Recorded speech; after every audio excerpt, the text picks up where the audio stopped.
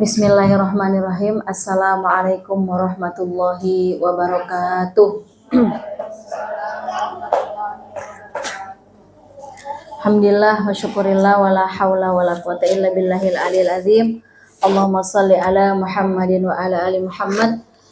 Allahumma rzuqnal ikhlas, Allahumma rzuqnal istiqomah, Allahumma rzuqnal husnul khotimah wal mautu fi sabilillah. Yang saya hormati Ibu Ketua Majelis Taklim atau PKK PLN UPBN Mahakam, UPB Mahakam, kemudian juga kepada seluruh peserta yang hadir, dan juga kepada semua anak-anak kecil nih yang pada hadir ya, Masya Allah. Mudah-mudahan mereka menjadi generasi ke depan yang juga akan rajin ikut taklim ya. Alhamdulillah. Ini materinya menarik ya, sebenarnya mengevaluasi saya kembali ya.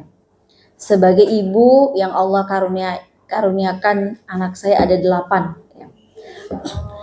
Dan ditambah sudah punya 1 cucu menjelang 2 ya. Jadi saya juga baru datang dari Turki 2 minggu, ada acara konferensi Palestina sekaligus menjenguk cucu saya ya. Alhamdulillah Ibu, kita bersyukur kepada Allah. Yang pertama, Allah menjadikan kita semua sebagai perempuan ya. Jadi kalau ibu-ibu membaca Al-Quran ya, itu luar biasa perhatian Al-Quran terhadap perempuan. Ibu akan ngerasa bagaimana perempuan itu sangat diperhatikan, disayang ya, dicintai oleh Allah itu kalau ibu memang sering-sering membaca ayat-ayat dalam Al-Quran, khususnya surah An-Nisa, surah Al-Mujadalah ya, juga surah Al-Hujurat ya. Itu surah-surah perempuan banget. Maka sebagai seorang perempuan memang yang pertama kita adalah madrasatul ula ya, yaitu pendidik pertama. Itulah kemudian ada doa ya Bu. Doanya Rabbighfirli wali walidayya warhamhuma kama rabbayani shaghira. Ya, ya Allah, ampunilah kedua orang tuaku, kasihanilah mereka berdua sebagaimana mereka mendidikku di waktu kecil. Di ayat ini Bu tergandung makna ibu sebagai madrasah. Di mananya ustazah? Di Rabbayani Sogiro, mendidikku di waktu sogir. Sogir itu kecil. Jadi Bu, pendidikan masa kecil atau 0 sampai para ulama kadang-kadang membagi menjadi 7 tahun. 0 sampai 7 ya. Kemudian 7 sampai 7, 8, 9, 10, 11, 12, 13 ya. Terus kemudian masa 7 tahun ketiga, yaitu masa remaja ya. Maka ibu itu para ulama mengambil peran karena sab'ah ya. Jadi jadikan mereka di 7 tahun pertama sebagai raja. Ya, ibu ini mengambil peran menjadikan anak sebagai raja atau ratu kalau perempuan. Nah, kemudian yang kedua sebagai prajurit. Ya, nah kalau sudah prajurit ini yang bagian kedua itu harus dua-duanya, peran ayah, peran ibu. Baru kalau sudah yang menjadi sahabat itu biasanya bisa berpindah perannya. Kalau anak perempuan harus lebih dekat pada ayah. Kalau punya anak laki, dia lebih dekat pada ibu. Tapi ya, peran pada saat masa menjadi sahabat ini peran penting ayah yang lebih dominan. Peran pada masa dia sebagai prajurit 7 tahun kedua, ini peran ayah yang lebih dominan, bukan lagi ibu. Ibu di kapan? Ibu di 0 sampai 7 tahun. Makanya inilah yang kemudian kadang-kadang menjadi PR kalau ibunya bekerja. Ya Bu ya. Udah gitu hari ini ditambah ibu-ibu karena banyak sekali SDIT, banyak guru-guru les ya. Ngerasa bahwa pendidikan udah cukup ya. Terus nanti marah-marah sama guru agamanya. Kenapa anak saya bisa begini? Padahal tidak ada yang namanya pengalihan, yang namanya tanggung jawab ya. Nah, walaupun dibolehkan, tapi tetap tanggung jawab yang akan ditanya bukan guru-guru anak-anak ibu di SDIT, enggak. Yang ditanya adalah bapak ibu. Nah, terutama di 7 tahun pertama. Saya karena kalau bahas panjang ya Bu, saya ngambilkan dulu yang pertama apa yang dimaksud madrasatul ula. Ibu adalah guru pertama. Kalau dalam Al-Qur'an, perempuan itu adalah wal baladut thayyibu yakhruju nabatuhu, ya. Jadi kalau perempuan itu dianggap seperti tanah. Nisa'ukum harsul lakum. Fa'tu harsakum anna syi'tum, dalam surah An-Nisa ya. Jadi perempuanmu itu adalah ladang buat kamu bercocok tanam. Ya. Nah, maka sama seperti tadi wal balut thayyibu yakhruju nabatuhu. Kenapa? Sebentar. Ya boleh. Jadi dan adapun tanah-tanah yang baik dia mengeluarkan buah-buah yang baik. Gitu ya. Nah, jadi perempuan yang baik makanya di antara hak anak kita sebelum dia lahir ya, itu adalah pertama mencarikan ibu yang baik. Ya. Baru kemudian ketika dia lahir memberikan nama yang baik, baru yang ketiga memberikan pendidikan yang baik. Ya. Tapi kalau sudah salah caranya, tidak cariin ibu yang baik, nah ini gimana Ustazah kalau suami saya misalnya ternyata tuh menemukan saya tuh bukan tanah yang baik, tanah yang keras gitu ya, tanah yang gak subur gitu ya. Maksudnya saya ini ternyata tipikal ya tumbuh dari keluarga yang tidak baik-baik saja, baik dari sisi mental, psikologis maupun dari sisi misalnya pendidikan agama. Nah disinilah Bu pentingnya kesadaran, karena nggak ada yang namanya takdir itu buruk. Misalnya gini, ibu tiba-tiba menikah tuh ya, ibu sadar ibu ini dari keluarga yang tidak baik-baik. Maksudnya dari sisi misalnya keluarga broken home. Atau misalnya keluarga baik-baik. Tapi apa? Ibu itu punya luka batin yang sangat dalam. Kepada siapa? Entah bapak atau ibu. Atau pernah pada masa kecil mendapat pembulian macam-macam. Ya, yang berpengaruh pada psikologis ibu. Habis itu ibu dilamar tuh sama laki-laki ya. Udah gitu. Ya. Ditambah kemudian suaminya ternyata agamanya juga kurang. Maka disinilah Bu pentingnya kesadaran kita. Kesadaran, jangan ibu bilang gini, ya udah emang begini dari sononya, terima aja gitu ya, nggak bisa. Ya, karena seluruh takdir itu baik, ya. Artinya, insya Allah takdir baik ini tinggal bagaimana kita manfaatkan. Kalau kita tahu seperti itu, yang pertama kesadaran diri penting. Oke, saya ada masalah di masa kecil, gimana caranya? Nggak apa-apa, minta pertolongan dari profesional. Siapa itu? Datanglah ke psikolog klinis. Ya, karena kalau ibu bilang gini, aku punya luka batin gitu terus, sementara nggak didiagnosa, berarti ibu ngapain? Menyangka-nyangka, mengira-ngira, atau bisa jadi gini, apa ya? Bisa jadi kayak modelnya itu kayak, ya udah emang aku begini, masa kecilku buruk, jadi aku marah-marah sama anakku, kayak jadi sebuah alasan, ya. Nah itu, gimana cara tegakkan diagnosa? Sekarang itu yang namanya psikolog klinis mudah banget. Dan saya kesadaran, makanya saya bilang kesadaran penting untuk kesehatan jiwa. Ya. Maka datang aja ke psikolog klinis. Rata-rata Bu, ya rata-rata orang itu pasti ada meskipun berapa persen yang namanya depresi, yang namanya, dan itu biasa. Tapi bagusnya ditegakkan oleh psikolog klinis. Kalau di AWS ada Bu ya. Di AWS itu ada ya, bayar pribadi psikolog klinis, dan data kita sangat rahasia, nggak akan diumbar-umbar. Ibu juga nggak ketahuan, dia masuk ke situ nggak ketahuan ya. Tuh. Terus kalau ternyata dari psikolog klinis ibu berat banget, harus ke psikiater, nggak apa-apa. Buat apa? Buat memutus rantai pendidikan anak-anak kita. Karena kita madrasah, karena kita ladang tanah. Ya. Jadi tanah yang subur itu terdiri dari apa? Terdiri dari pendidikan agamanya baik. Yang kedua adalah jiwanya itu adalah tidak pernah terkena, atau minimal pada saat dia terkena guncangan kehidupan selalu ada orang yang menemani. Jadi kan Bu, ternyata kita kenapa mengalami depresi di waktu kecil atau apa? Itu di saat kita kesusahan, gak ada orang yang mendekati kita, gak ada orang yang bantu.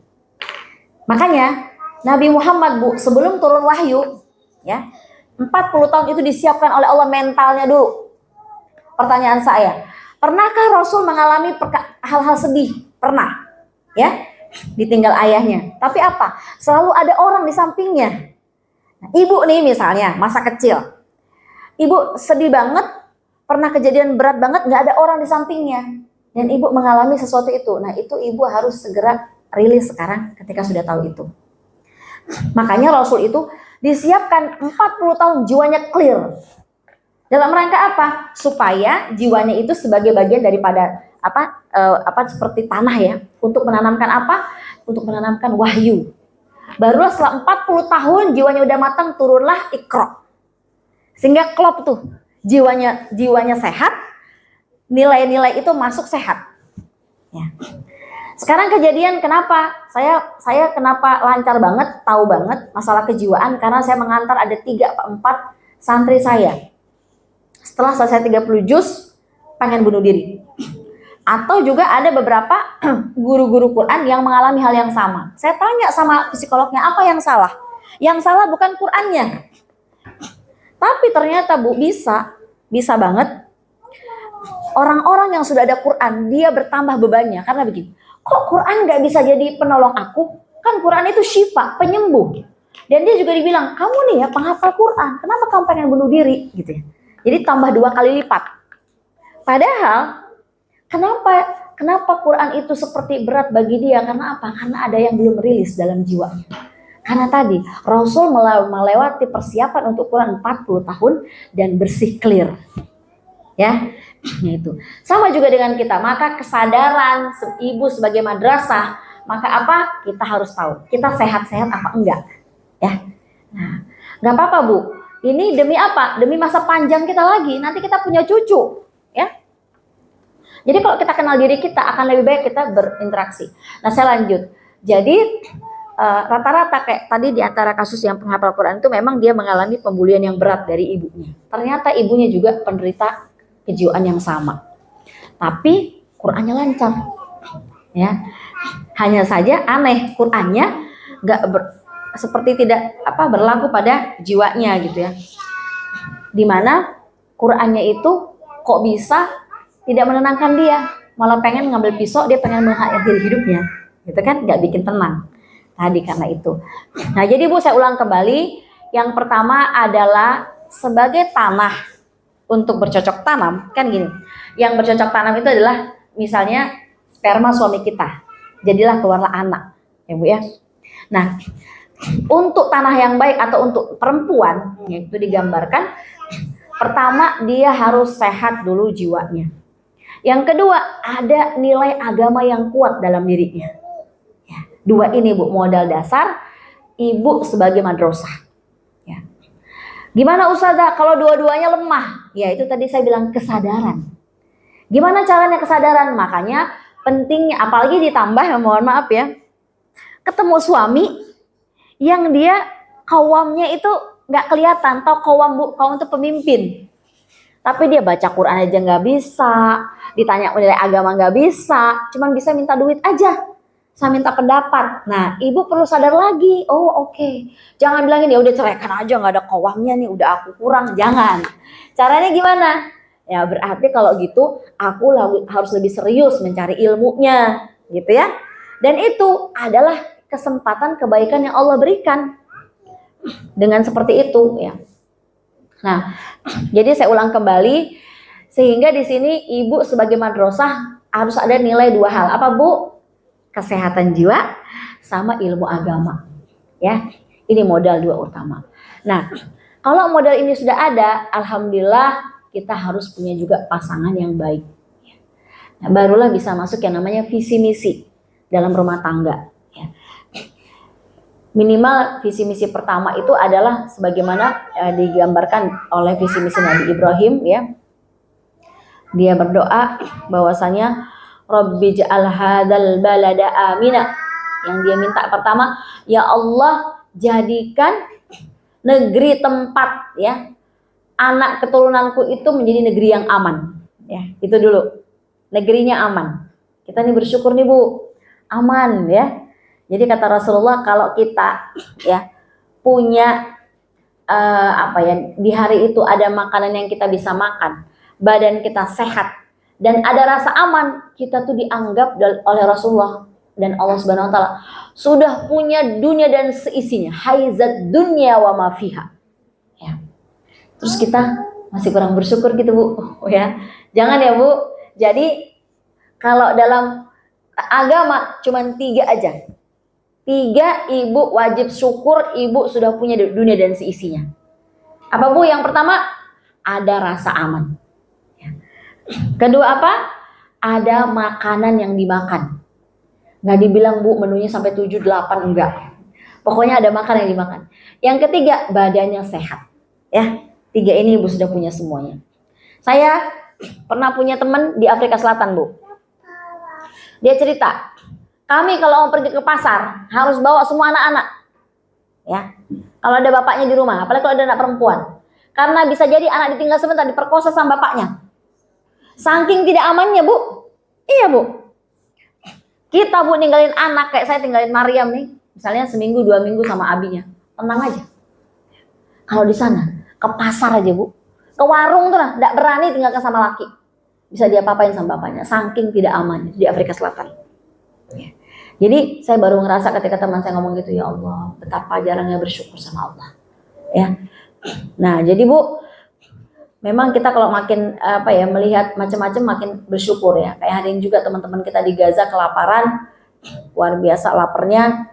Nah saya juga nanti menyarankan ibu-ibu kalau mau, saya sekarang di semua pengajian saya SOP-nya gitu Bu. Silahkan kalau ada yang mau sedekah hari ini, biar nanti ilmunya juga berkah. Ya, seikhlasnya aja Bu. Insya Allah nanti kami salurkan ke Lembaga Damai Aqsa. Ini ada Mbak Diana juga perwakilannya. Jadi itu. Nah. Jadi saya ulang Bu ya, yang pertama adalah Nabi Ibrahim sebelum dia punya visi misi ya, kondisi keluarga harus aman dulu. Ya. Aman dalam arti apa Bu? Aman dalam arti tadi badannya sehat, ada makanan dan kondisi di tempat yang aman ditempatkan. Ya. Kemudian visi yang pertama yang diinginkan adalah Rabbij'al hadzal balada amina wajnubni wa baniya an na'budal asnam. Visi pertama adalah apa? Anak-anak dijauhkan dari menyembah berhala. Nah kalau sekarang ustazah berhalanya nggak ada, emang Bu, berhalanya nggak ada, tapi berhalanya berganti jadi hawa nafsu, berhalanya ganti jadi game di HP, ya. Berhalanya ganti menjadi kalau sekarang tuh Koreaan tuh berhala udah Bu. Karena berhala itu Bu, apa berhala? Berhala itu maknanya Tuhan itu artinya apa? Yang menguasai, yang dipikirkan, yang diharapkan itu makna Tuhan Bu. Kan sekarang sudah berganti seperti itu, yang dipikirin, yang selalu menjadi harapan, yang dia penasaran selalu itu. Jadi berhalanya udah ganti. Maka visi misi kita pertama adalah apa? Yaitu bagaimana di rumah kita berhala-berhala itu hilang. Gimana caranya? Mereka hanya beribadah kepada Allah semata-mata. Apa yang ditegakkan? Di ayat berikutnya disebutkan yaitu adalah inni askantu min dzurriyyati biwadin ghairi dzar'in 'inda baitikal muharram liyuqimus shalah. Ya Allah, aku tinggalkan anak-anakku di tempat yang dia nggak ada tidak ada tumbuhan, tidak ada apa-apa. Ya. Untuk apa? Ya Allah, berikanlah mereka warzuqhum minas samarat. Ya, berikanlah mereka rezeki dari buah-buahan. Makanya sekarang di Arab itu buah apa aja ada, sampai durian, sampai rambutan ada. Padahal nggak ditanam di sana, ya Bu ya. Itu dari doa Nabi Ibrahim. Ibu mau dapat buah yang dari Spanyol, dari mana? Dari berbagai negara ada semua tuh di Arab. Terutama di musim-musim haji dan umroh. Nah itu Bu. Jadi visi kedua adalah apa? Liyuqimus shalah, untuk menegakkan ibadah. Kalau pertama adalah visi bagaimana akidahnya kuat dan kokoh ya. Yang kedua adalah bagaimana anak-anak menegakkan sholat. Karena kalau dia tegakkan sholat, dia pasti nanti akan bisa mengatur hawa nafsunya. Baru warzuqhum minas samarati la'allahum yashkurun. Yang ketiga adalah agar mereka bersyukur. Jadi yang pertama adalah kita berusaha menegakkan Allah dalam rumah tangga kita. Gimana caranya Ustazah? Caranya mudah. Yaitu biasakan. Nah, ini kemudian kalau dalam Al-Qur'an tuh banyak banget yang namanya pentingnya mengevaluasi. Sebenarnya gini Bu, saya kembali bahwa madrasah ini memang kita madrasatul ula, tapi kepala sekolahnya itu suami kita, ya, yang menegakkan visi misi, yang menegakkan aturan itu suami. Makanya penting. Tapi nggak apa-apa, saya penguatan dulu dari sisi ibunya. Ini ibunya yang pertama adalah sering-sering menanyakan kepada anak kita terkait dengan akidah. Di mana Allah, ya? Siapa yang ngasih tadi ini? Allah. Bagaimana kalau kita misalnya ada kejadian kayak Maryam ya, kalau ada kebakaran gimana? Astagfirullah. Nah, udah biasa ya. Astagfirullah atau la ilaha illallah. Kalau lihat hujan alhamdulillah, itu dibiasakan. Dan kita dialog dengan anak kita. Kalau saya biasanya sebelum tidur kita mutar apa Maryam? Kabi, ya. Apa kabi? Kisah teladan Nabi. Itu kita ambil 1-2 cerita. Nanti dikaitkan dengan mereka. Ini sering-sering juga, misalnya dia ada es krim datang, kita bilang es krimnya dari mana? Tanya aja berulang, dari Allah. Lewat siapa? Lewat Umi Abi, ya. Kemarin beli hadiah juga, sudah dapat hadiahnya, senang dapat hadiah. Jadi perlu bertanya, mengulang-ulang pertanyaan. Kalau dulu saya, Maryam juga saya gitu kan, ini anak saya yang ke-7 ya Bu. Itu kalau saya menyusuin, ya, saya suruh berdoa dari bayi. Kalau dia nyusuin dari mana susunya? Dari Allah, meskipun dia belum bisa bicara. Jadi sering diulang-ulang tuh lagi menyusui. Jangan lagi nyusuin ibu lihat HP lama-lama, ya. Anaknya nyusu, ibunya lihat HP. Perlu diobrolin sebentar. Lihat HP boleh, tapi awalnya harus ada kata pembukanya Allah, sehingga mereka tergantung pada Allah. Dan saya untuk ke Maryam sama yang lain, itu sering banget cerita tentang mereka, tentang akhirat dan kematian. Nah, kemarin baru saja ada sahabat saya namanya Bu Nani, ya. Beliau dulu di PU, ya, pensiun, meninggal mendadak, sedang mau ikut acaranya, umurnya 62 ya Bu, mau mengikut acara camping spiritual AA Gim. Dia sudah buat grup, nama grupnya Husnul Khotimah, ya. Udah packing barang, tiba-tiba sesek karena emang dia ada asma. Dari masa sesaknya sampai sakratul mautnya itu hanya 30 menit. Nah, saya dikirimin oleh suaminya tuh foto. Saya lihatin ke anak-anak. Nih, Bu Nani udah meninggal. Dulu yang pernah ke rumah kita. Saya ceritain. Umi juga nanti akan meninggal. Jadi kalian harus sering-sering minta tolong sama Allah. Karena Umi juga akan selalu hidup. Yang namanya anak-anak akan takut, jangan meninggal dulu Umi. Iya, memang kita nggak bisa minta meninggal sekarang. Tapi Maryam semua harus jadi anak pintar, banyak minta tolong sama Allah. Nah, ini apa Bu? Mengevaluasi. Jadi sering-sering sebut nama Allah. Jangan ibu hanya sibuk apa? PR-nya mana? PR-nya mana? Guru. Gurunya disebut. Nanti dihukum sama guru gitu terus. Jangan. Sering-sering dialog tentang Allah, ya. Pak, saya paling suka kalau bawa anak-anak lagi jalan, meskipun jajan sebentar kemana, ya. Pertama biasa murojaah Quran. Kedua, saya sering ulang-ulang. Nggak apa-apa ya. Capek-capek ngaji, nanti di surga gimana Maryam? Malu Maryam. Di surga senang-senang. Dunia ini tempat capek-capek, capek ngaji. Saya bilang, mau pilih mana? Ya, mau enak-enak main terus, nggak mau sholat, nggak mau ngaji, nggak mau bantu orang, nanti di akhirat nggak berhenti, ya, disiksa sama Allah. Atau mau pilih capeknya sebentar aja di dunia, nanti di akhirat kita senang-senang. Jadi dari kecil diajakin ngobrol Bu, sering-sering ngobrol. Nah, memang ada yang bilang, anak kecil nggak usah dibawa ke takziah orang meninggal. Kalau buat misalnya ribet ya Bu, yang ribet dalam arti nanti sesak, ya, banyak ya, dan sebagainya. Tapi kalau itu dikenal oleh dia, ya, teman kita atau apa, kalau saran saya bawa, supaya anak mengenal akan kematian, kenal akan Allah. Karena itu momentum. Dan dalam hadis nggak boleh bawa anak kecil pergi melayat, nggak ada, ya. Nah, jadi itu mengingatkan dia kepada Allah, kepada akhirat. Jadi yang itu Bu ya. Yang pertama, sering-sering dalam momen-momen senang dia dan bahagia, ya. Kayak kemarin saya juga bilang, ya, Seneng ya kan 2 minggu saya tinggal anak-anak. Seneng ya Umi datang. Iya. Seneng banget. Umi juga seneng, bahagia banget. Siapa yang bikin Umi selamat? Perjalanan hampir 15 jam ya sampai ke sini. Allah yang bikin. Dan Allah sayang supaya kita bersyukur gitu ya. Peluk lagi anak-anak. Jadi seperti itu Bu ya. Makanya saya bilang momen-momen anak-anak ibu kecil begini jangan dihilangkan. Pokoknya maksimalkan dengan banyak-banyak menginstal yang namanya kalimat tauhid. Ya. Sampai dia terbiasa dengan Allah. Dan juga diantaranya adalah membiasakan dia. Jadi saya juga biasakan anak-anak. Kita pagi-pagi zikir pagi ya. Supaya dijaga sama Allah. Putar aja mak surat atau zikir pagi. Petang juga gitu. Nanti anak saya tuh ada Bu yang si Osman yang ke-8. Umi, mana zikirnya? Nah itu. Karena udah biasa. Habis itu saya lanjut dengan salawat 100 kali. Sekarang Bu, karena ada HP ini mudah Bu. Ibu tinggal pasang aja di atas. Yuk kita ikutin salawatnya. Nah, tapi diajak anak-anak. Ya, seperti itu ya. Nah yang kedua barulah yang namanya sholat. Muqimas sholat. Nah memang sholat itu wastobir alaiha. Kita perlu meningkatkan sabar-sabar Bu. Nah karena itu saya sendiri nih, Maryam sudah masuk 6 tahun ya.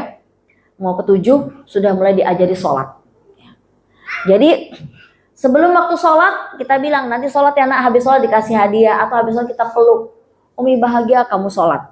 Dibeliin kenaknya yang macam-macam, yang mau yang mana, yang seperti apa ya. Sejadahnya dikasih yang cantik. Pokoknya dia mau sholat. Kalau yang abinya biasanya selalu bawa anak ke masjid, anak saya yang laki-laki. Kadang-kadang dia juga dibawa. Dibiasakan Bu. Ya. Gimana suami saya kerja ustazah? Kalau suami kerja ya, mudah-mudahan ibu dapat SDIT yang bagus. Kalau misalnya nggak kerja, berarti ibu maksud bilang sama suami, bisa nggak ya waktu subuh sama maghrib atau isya bawa anak kita ke masjid. 2 itu agar terbiasa. Karena Bu, momen-momen waktu kecil itu luar biasa. Seperti anak-anak di Gaza ya Bu ya. Apa yang dirindukan? Ayah bangun kembali ayah. Aku pengen sholat bareng ke masjid sama kamu ayah. Itu momentum yang dia nggak lupakan. Itu anak-anak di Gaza. Ibu gimana kalau suami nggak ada kesadaran? Ibu harus doa banyak-banyak sama Allah. Rabbi ja'alni muqimas sholati wa min zurriyati. Rabbana wa taqabbal doa. Diulang-ulang ayat itu Bu. Misalnya suami bilang, aku capek maghrib. Subuh juga aku capek. Gitu misalnya Bu ya. Maka apa? Banyak berdoa sama Allah. Kalau suaminya masih punya bapak ibu, minta doa sama bapak ibunya suami. Ya, untuk apa? Mama, tolong ini bukakan hati suamiku untuk bisa ngajak anak-anak sholat jamaah. Terutama yang masih kecil-kecil Bu. Momentumnya bisa hilang Bu. Karena tadi ya, kama robbayani sogiro.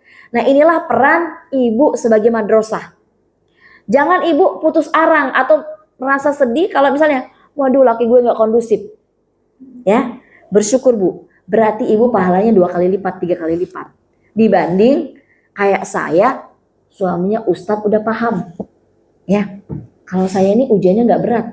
Ibu-ibu yang berat, yang suaminya masih belum paham. Tapi gimana caranya? Tapi Bu ingat, di setiap hati suami kita, itu ada asmanya Allah. Karena semua bayi yang lahir di dunia ini, siapapun. Bahkan Netanyahu tuh Bu ya, yang jahat itu ada kalimat Allah juga di hatinya. Cuman dia nggak hidupkan. Ya. Jadi ada kalimat Allah, ada juga para ulama bahkan mengatakan ada kalimat Muhammadur Rasulullah. Dari mana dalilnya? Dari alastu bi rabbikum qalu bala. Bukankah aku Tuhanmu? Ya. Baru akhirnya bisa keluar. Makanya ada hadis kullu mauludin yuladu alal fitrah. Setiap orang yang lahir itu dia lahir dalam keadaan fitrah. Bertuhan, bernabi, mencintai Nabi Muhammad. 2 itu. Artinya apa? Ibu jangan putus harapan kalau laki ibu menolak terus ya Bu ya. Ibu ingat aja, di dalamnya ada kebaikan Nabi Muhammad dan juga kebaikan Allah Subhanahu wa taala. Sehingga kita harus senantiasa menguatkan mereka gitu ya. Emang nggak bisa nih. Tadi aja main game yang beribus. Nah, kemudian yang berikutnya tadi Bu ya, tadi apa? Visi misi yang pertama Bu, akidah. Yang kedua, ibadah. Yang keempat adalah tegakkan aturan. Jadi, Yang menegakkan aturan siapa, Bu? Yang menegakkan aturan atau menegakkan aturan ini penting ya, Bu. Aturan sholat, aturan sebagainya. Tapi Bu, yang menegakkan aturan bukan ibu. Siapa tugasnya? Suami. Ibu, kalau ibu yang buat aturan di rumah, yakin aja anak-anak ibu akan keluar dari rumah, nggak ada yang suka sama ibu. Karena memang salah. Kalau dalam Islam, penegak aturan itu tugasnya ayah, fungsinya ayah. Bagaimana kalau ayah jauh? Tetap meskipun ayah jauh, fungsinya itu.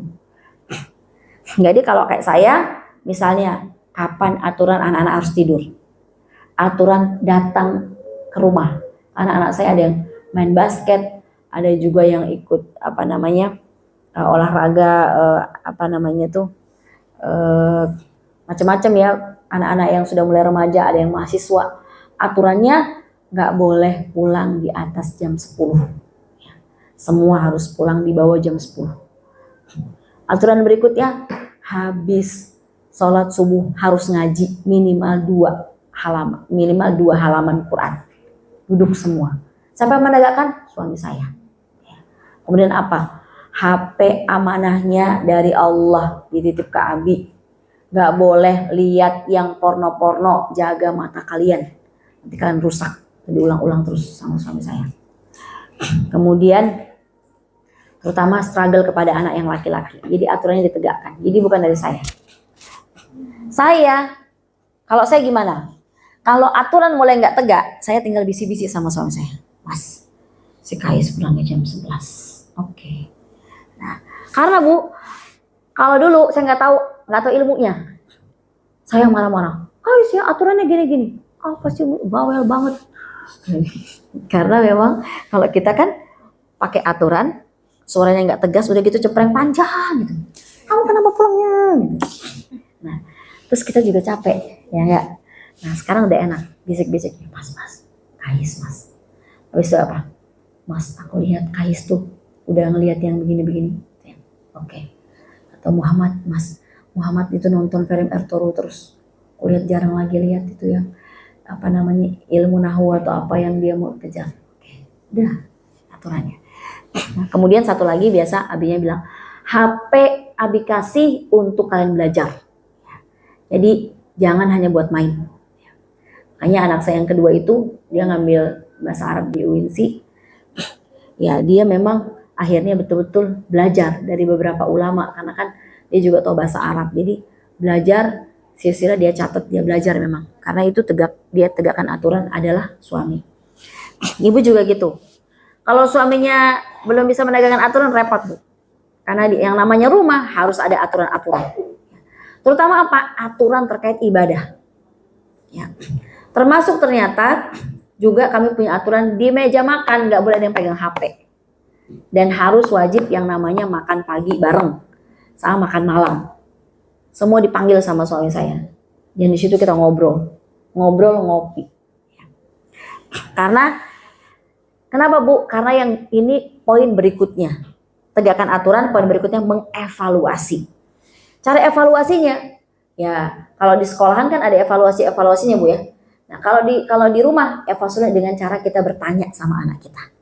Sebagaimana Nabi Ibrahim juga tanya ketika anaknya mau disembelih, fanzur madataro. Ya, bagaimana pendapatmu?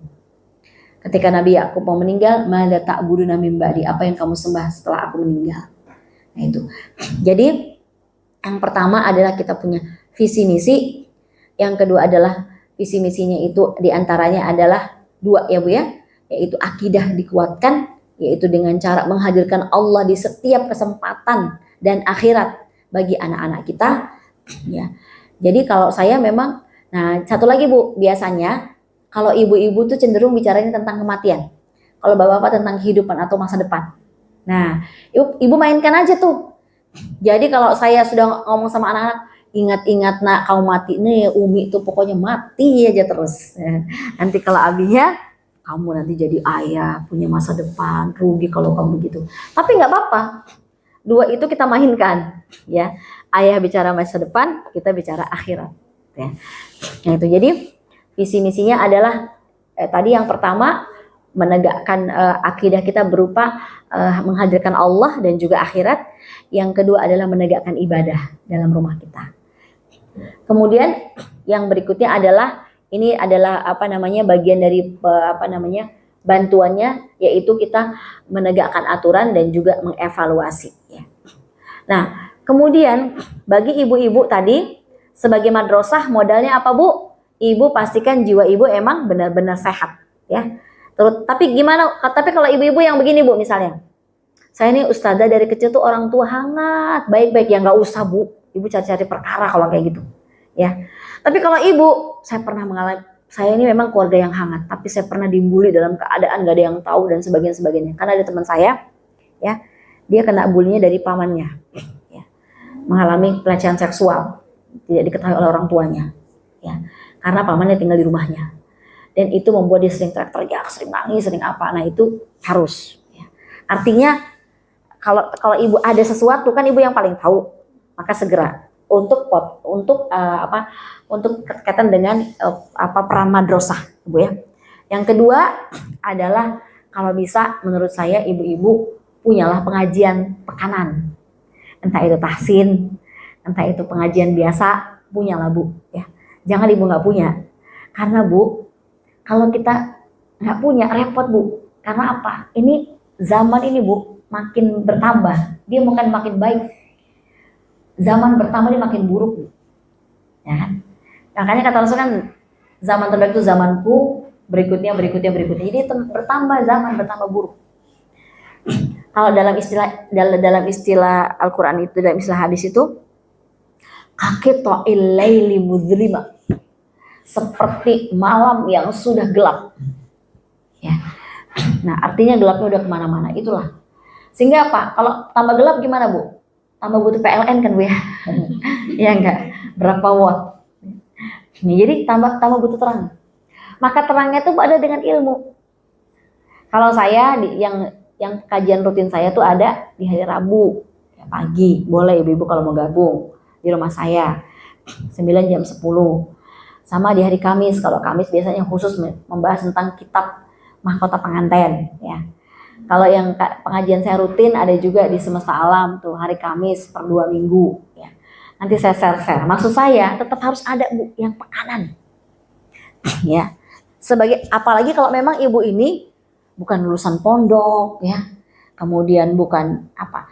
Jadi karena gini, Bu. Ibu kalau nggak punya kesadaran ini akan repot nantinya. Karena dalam kehidupan ini akan banyak kejadian-kejadian tuh yang tiba-tiba mendadak terus kita ngeblank gitu. Harus apa nih? Nah, sedangkan ustazah bisa ngeblank yang punya ilmu, gimana kalau yang nggak punya ilmu? Ngeblanknya lebih-lebih gitu, Bu ya. Nah itu, jadi artinya penting memang kalau saya ada pengajian rutin yang ibu ikutin pekanan. Dan menurut saya, Bu, tidak cukup, oh gampang ustazah, aku suka dengerin YouTube-nya Buya Yahya atau apa. Nggak cukup, Bu. Itu tambahan aja. Harus ada. Saya sendiri terus terang, Bu ya, saya kenapa buat kajian pekanan itu sampai sepekan 2 kali. Ditambah juga saya ada kajian saya lagi dengan guru saya sendiri secara private ya. Ada kedua guru. Berarti saya sepekan itu ada 4 pengajian. Buat apa, Bu? Buat saya sendiri. Karena saya sadar saya pendidik seorang ibu, apalagi seorang nenek ya. Yang makin kadang-kadang ilmu yang saya punya tuh untuk praktekinnya aja gimana ya? Butuh ilmu lagi dari orang lain, gimana caranya, Mbak, gitu. Makanya pentingnya mencari ilmu ya. Jadi itulah, sehingga kalau kita benar-benar memaksimalkan ini kama robbayani shogiro, kita baru berhak mendapatkan doa dari anak kita, yaitu apa? Ampunilah kedua orang tuaku, sayangilah mereka. Kalau ibu nggak jadi madrasah atau bapak nggak jadi kepala sekolah yang benar bagi anak-anaknya, maka apa? Dia sebenarnya nggak pantas dapat ini, nggak pantas dapat doa anaknya untuk disayangi ataupun untuk diampuni. Kenapa? Karena nggak ada pengorbanan, ya, nggak ada keseriusan, ya. Kalaupun nanti anak yang lahir atau anak yang besar, mungkin dia berdoanya tapi hanya buat pada saat apa, Bu? Ke kubur. Di waktu apa? Idul Fitri sama Idul Adha. Itu aja. Selebihnya ibu dilupakan. Kenapa? Karena itu tadi guyuran akidahnya, Allahnya, agamanya nggak kenceng, nggak terus menerus. Jadi ketika kondisinya semuanya orang ingat Allah, baru dia ingat Allah. Makanya hanya di Idul Fitri dia ingat sama Idul Adha. Seperti itu Bu ya. Nauzubillah min dzalik. Semoga kita dilindungi.